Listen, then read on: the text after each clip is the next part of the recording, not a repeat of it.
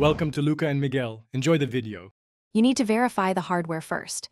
Make sure any physical wireless switch or FN Bluetooth key on your laptop is on and that you have administrator rights. Once done, open Start, go to Control Panel, then choose Hardware and Sound so you can access device settings. You do this to find both the device manager and devices and printers entries quickly. Now, make sure the Bluetooth adapter appears. If it does not, pause here and reseat or reinstall the adapter before continuing. Next, open Device Manager and expand the Bluetooth or Network Adapters section so you can interact with the driver directly. Right-click the Bluetooth adapter and choose Enable. If it's enabled but acting up, choose Update Driver to refresh the software. Then press Start, type Services. MSC and open it.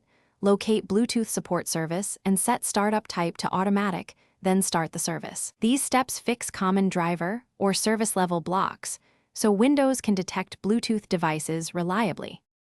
Now open Devices and Printers and click Add a Device. Windows will scan and show nearby Bluetooth gadgets. Select yours and follow prompts to pair, making sure the peripheral is in pairing or discoverable mode. Enter the PIN if asked, or confirm codes on both devices.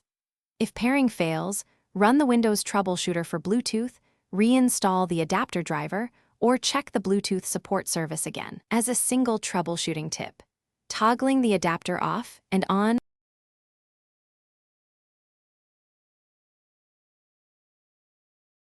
Thanks for watching and please subscribe.